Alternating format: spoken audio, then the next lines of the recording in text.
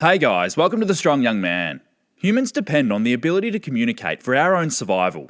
Communication and group cooperation is what enabled humans to become the dominant animal on the planet. This skill is largely lost on today's youth. Digital distractions are destroying our attention span, and they drastically reduce our ability to develop communication skills. In addition, too many individuals are entirely immersed in technology within conversations, further marginalising the ability to connect on a deep level. Understand that it is estimated that between 60 to 80% of all communication is non-verbal. This is because our species has only been communicating verbally for 90,000 years, but non-verbal communication has been around since the limbic system first appeared in mammals about 150 million years ago. Our non-verbal communication lives within our mammalian brain, along with many other unconscious primal emotions and behaviours. We have less control over these behaviours, and so they represent what we are thinking, feeling and intending to a larger degree than our verbal communication. Most people only pick up about 5% of non-verbal communication.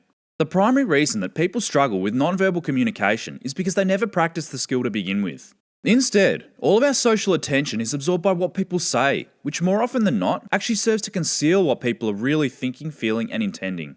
Words can be easily manipulated in a way that distorts reality, but a person's non-verbal communication almost always reveals the truth. Non-verbal communication will either verify or contradict what a person is saying. It presents us with information about what people are actively hiding, as well as their moods and emotions. Lacking the ability to read non-verbal communication will leave you in the dark about what people are really thinking, feeling and intending. This will cost you time, resources and relationships and will build an increasing unexplainable emotional burden for you. Developing your ability to read and interpret a person's non-verbal communication is the secret to reading people. Failure to develop your non-verbal communication skills will harm you in the following ways. If people are deceiving you, you will fail to recognise it. If people harbour feelings of hostility towards you, you will be unprepared for an attack. If you can't see when someone is uncomfortable, you will not be able to offer them comfort. It will cost you valuable opportunities to influence people, because you'll be oblivious to the signs of what people really want or need. It increases the chance that you'll misunderstand people, which will build resentment and hinder your ability to develop deep and meaningful connections. You'll also not be able to develop your empathy on a level that permits a close emotional bond. The first step to developing your nonverbal communication skills is to put down all digital devices and develop your empathy. If your attention is continuously interrupted by your need to look at your phone, then you are not able to gain an understanding of the feelings or perspectives of other people. All humans are capable of empathy, excluding deep psychopaths. The next step in developing your nonverbal communication skills is to open your eyes. It really is that simple. People continuously leak out their true feelings and unconscious desires in the nonverbal cues that they cannot completely control. Facial expressions, nervous gestures, body language, and vocal intonations all serve to reveal a person's true thoughts, feelings, and intentions. This is the higher level concept to episode 56. To read a person's nonverbal communication, look at people and pay attention to every movement they make with their arms, face, and feet. Listen to their vocal intonations. Once you know how an individual feels in the moment, observe their nonverbal communication. Link the current feelings with the nonverbal cues that they project. This will allow you to gain an immediate understanding of the individual's moods and emotions in the future. Over time, you'll come to learn certain behaviours of the people you are close to. Understand that all humans are programmed the same. Many facial expressions, nervous gestures, body language, and vocal intonations all signify similar cues for everyone. You must notice these behaviours within yourself. Once you can associate your own nonverbal leakages to the feelings that you're experiencing, you can use these as the basis of the feelings of others when you observe the same expressions in them. This is Empathy 101. Here are the most common nonverbal leakages and what they mean. The feet. Look at the feet. They do a lot of talking. The feet are the furthest part away from our brain. Not totally coincidentally, they are also the body part that we have least conscious control over. Observe your feet in conversation. Where are they pointing? Unless you are giving it conscious thought, your feet will almost always point to that which most immediately interests you. In a room full of people, your feet will often point to the person you have the most respect for or the person you find most attractive. Catch yourself demonstrating this behaviour. It may even alert you to an unconscious desire of yours. Your unconscious desires dictate your behaviour on a daily basis. Once you accept this truth, learn to associate the direction that people's feet face as their primary point of interest.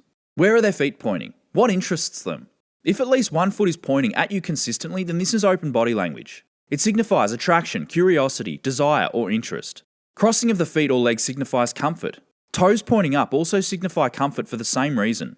This is because the limbic system will not allow individuals to cross their legs or put themselves into a state of imbalance when they feel threatened. When the body feels threatened, it will stand in a position ready to absorb an attack. Feet shoulder width apart, knees bent, standing on toes. Learn to read these signals to ensure that you are making people feel comfortable in conversation. Don't look directly at the feet, especially up close. Momentary glances will be sufficient. Looking down emphasises low confidence, and you're missing out on a myriad of cues that other body parts radiate. The hands. The hands are the most illustrative part of the body when consciously used. The emoji, Japanese for picture character, serves to communicate an emotion through an expression.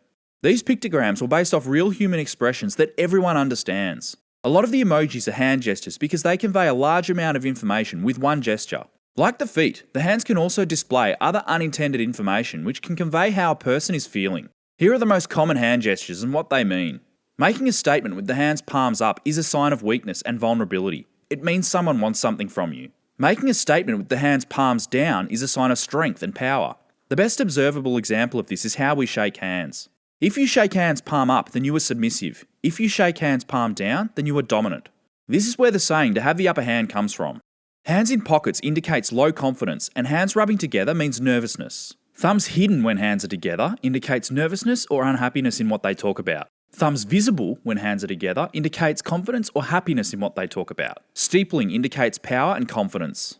Facial expressions. Look to the fleeting facial expressions displayed on people's face to read their minds. All of these facial expressions are quite well known. Plenty of emojis convey information through facial expressions. Humans freely display these expressions in a similar way to the pictogram. Most of the time, people will only ever allow the socially acceptable expressions to filter through. Distress, hostility, and other socially unacceptable micro-expressions will be suppressed to a degree, but the signs never fully disappear. You can pick up on these if you're paying attention. The reason these micro-expressions leak out is really simple to explain. People process their feelings before they are able to understand their feelings within the context of their environment and suppress this expression accordingly. It is impossible for the conscious mind to suppress the unconscious mind in time, and the delay in this process permits a brief leakage to occur. For example, if you're feeling anger in a sudden moment, you initially sense the onset of this feeling, then you radiate the sign of this feeling momentarily until your brain is able to process this feeling, determine its unsuitability, and then cover up the expression. All of this happens in less than 1 second, but it's enough time to be seen and interpreted. Some of the most common facial expressions and their associated meanings are as follows. Sudden squinting of the eyes or a small frown in conversation indicates envy or hostility towards you. Note that the word envy actually comes from the Latin phrase invidere, which means to see into. Lifting of the eyebrows, especially with eyes wide open, demonstrates surprise or shock. It can also mean that a person is happy about what they are saying if they are speaking while this occurs. Biting, licking the lips, or folding them together into the mouth until they disappear indicates nervousness. A diagonal and down movement of the jaw on the dominant side indicates apprehension. Rolling of the eyes indicates impatience, disbelief, and annoyance. Screwing of the nose indicates disgust. Looking down indicates a lack of confidence or a lack of desire to connect with people. Smiling done by the mouth is insincere. Real smiling is done with the muscles of the eyes and cheeks. Body language. Body movements and position all offer varying clues about people's understanding of themselves. Walking upright with great posture emphasises confidence. Puffing the chest out and shoulders back or arms far from the body shows dominance. A hunched appearance, looking down with shoulders forward, projects weakness and submission. Use this understanding to project confidence to others on a level below consciousness. Frequent gestures show that you are confident in what you say, especially if you're firm in your movements. You can use this knowledge to demonstrate or even fabricate confidence that others will unconsciously recognise. Another thing to note is that individuals will always display positive and open body language toward others that they seek approval from. Pay attention to people when they deliver matters of importance to a group. Who are they looking at for approval? This is generally the group leader or the most alpha of the group. Unconsciously, people will look toward the leader for approval because on a primitive level, social rejection from the leader could spell death. Pacifying behaviour. Pacifying is a soothing technique whereby the individual calms themselves from external stress through movement. Any repetitive movement or behaviour is almost always done to pacify the individual from something uncomfortable. Hair, body, and especially neck touches all serve to soothe people to reassure themselves that they are okay. Examples of common pacifying behaviour include sucking on thumbs, grabbing earlobes, twirling of hair on head, touching fingers, playing with rings or other objects such as a pen, nervous jitters, biting nails, picking skin, touching of the neck, and the stroking of arms. One thing to keep in mind throughout your analysis is that you must observe all nonverbal communication in the context that they are in. Different cultures and circumstances will result in different nonverbal signals that must be interpreted in the context they are observed in. In addition to this, sometimes gestures, movements, or positions do not mean what the person is indicating. For example, someone who screws their nose may not be disgusted but just may have an itchy nose. Also understand that it's very hard to determine deception consistently. What you want to look for are signs of discomfort when you're probing them on a particular matter. Just remember this on your endeavours to be a superior reader of people. Once you learn the basics of non-verbal communication and you can understand the nuances of the application, you can begin to have it serve you. One immediate way that it can serve you is that you can deliberately impart feelings onto others, especially ones who are socially receptive. For example, deliberately crossing your arms and puffing out your chest in conversation indicates discomfort, which will make those who receive this non-verbal communication uncomfortable. Another thing that you can induce into people is compliance by asking them a question and subtly nod through the delivery. Sales representatives use this as a technique during their pitch. Unconsciously, the person interprets your nodding and is driven to satisfy your unspoken desire in order to obtain social approval.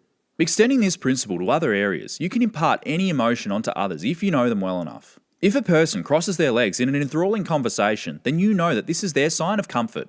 Next time you're in a conversation with them, expedite this level of comfort by inducing it in them through crossing your legs first. When they reciprocate, you will know your technique has worked. This concept is applicable to any emotion linked with a person's expression.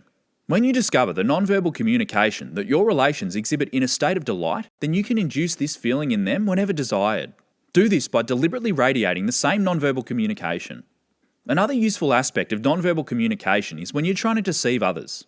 If you're trying to deceive someone, the best strategy you can deploy is to overwhelm your target with cues. Remember, attempting to hide every single one of your cues is impossible unless you're in a dark room. Covering your facial cues will result in leakages in other areas. Paying total attention to hiding one's non-verbal inferences would render a person completely incapable of anything else. Understand that some people are better than others, but no one is perfect. This is why poker players, despite being superior readers of people, still have to mask their unconscious non-verbal communication. Even the best aren't perfect. Instead, swamp your target with lots of false cues that make it harder to read the real cues. This will make it impossible for anyone to interpret your body language. For a long time, I have not said what I believed, nor do I ever believe what I say, and if indeed sometimes I happen to tell the truth, I hide it among so many lies that it's hard to find. Niccolò Machiavelli. The most effective way to do this is to use excessive hand gestures. This will kill 3 birds with 1 stone. Firstly, it'll take the attention away from the subtle cues that you leak out, your primary intention.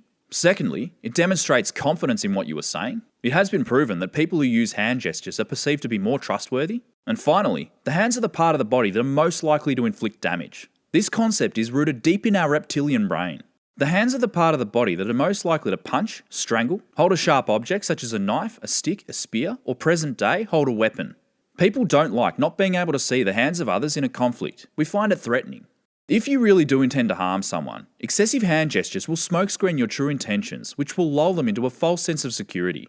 You'll have to make this a part of your regular communication catalogue in order to not raise their suspicions when you do need to leverage this technique to your advantage. Imagine the possibilities we could unlock if we could actively listen to people, read their hidden messages, and understand what they are trying to communicate non-verbally. Imagine the interpersonal, professional, and social success you could open up if you can master this skill. I want this for you. This skill is essential to developing empathy and social skills that will help you unlock your full potential. Transform yourself into a superior reader of people. Once you understand a person's baseline, you can begin to read their mind, and you can better prepare your next action. This could help you to buffer a rejection, subdue an incoming attack, or satisfy another suppressed desires in order to aid your seduction.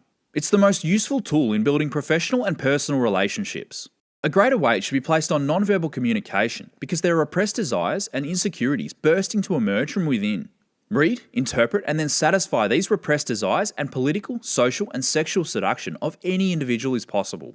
Finally, the female brain is wired for an emotional response on a more complex level than men. Their biology evolved over time to create survival instincts that detected emotions, read body language, and reacted according to what they sensed. A woman's ability to read social cues and emotions is naturally far better than a man's ability to do this. You must close this gap. This skill is so important to be able to lead people, including your woman. If you aren't socially calibrated to the point where you can read social cues, it will make you less attractive in the eyes of your woman. Women don't want to have to tell a man what to do. They want him to work it out on his own. This is the final reason why this skill is essential in life. Thanks for watching today's episode. In episode 75, I'll be going through human growth hormone. Subscribe and click the bell icon to be notified when it drops. Catch you then.